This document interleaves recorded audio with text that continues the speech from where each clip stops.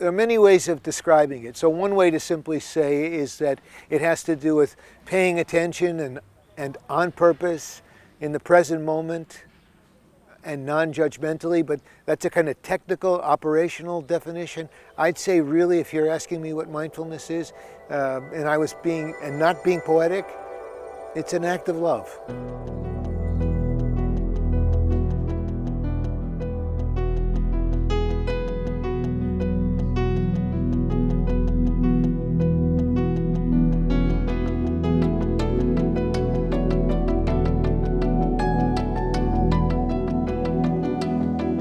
His visit was about coming here to Japan and specifically to Camp Zama to talk to our military community and many different segments of that military community about mindfulness and how it might apply to their lives. He did so many different things. He had meetings with senior leaders to include Colonel Carriera and General Boozer. He also met with a number of constituents from the community, including our mindfulness classes for soldiers and our mindfulness class for people from across the community. He met with school children and teachers at Zama Middle School and Zama High School. He also met with healthcare providers, both here at Camp Zama and at Yokosuka Naval Hospital. And then he finished up speaking to leaders here in the Camp Zama community as part of a leadership development.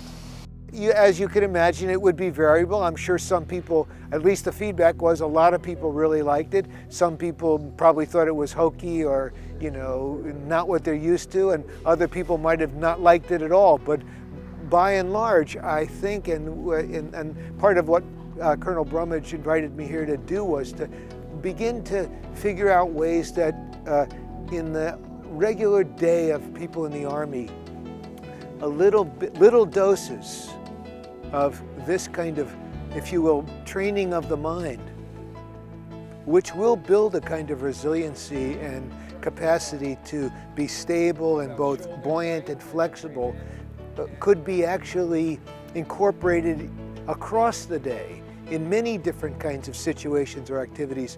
Right now at Camp Zama and across the Army, we talk a lot about resiliency.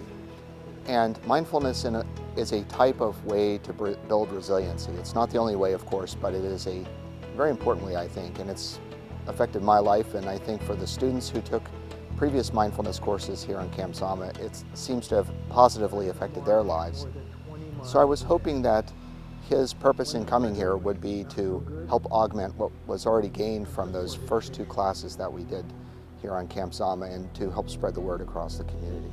I think resiliency is really one human quality, one capability that the U.S. Army is focusing on right now. I don't think that we know a lot about what it is exactly. I think we have some feeling for what it is, but I don't think we know exactly what it is. And I think it's because it's not just one thing. I think there are many. It's like a good meal. It's not composed of one ingredient. It's composed of many ingredients, and it's composed also of attitudes and of an approach to how you would actually prepare and cook the food and how you would present the food. And so I think resiliency and resiliency training is a lot like that. It's composed of many components that probably need to be identified more closely, and then we need to really ask the question, how would we actually train people? How would we allow people to actually practice those skills that would, over time and collectively in some way, build this something we call resilience, which is way more than just the ability to, in quotes, bounce back. This was my first time in the mindfulness, and it's actually quite refreshing, and it helped me kind of refocus and reestablish what my priorities are a little bit, and calm me down.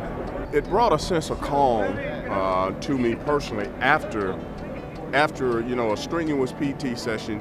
You're usually pumped up and you're ready to go, you're charged up, but cooling down in that manner kind of put me in my own little zone to where my mind was clear, and without even knowing it, my body was cooling down totally. And I didn't realize it until it was all done, just how slowly and calmly I was able to cool down.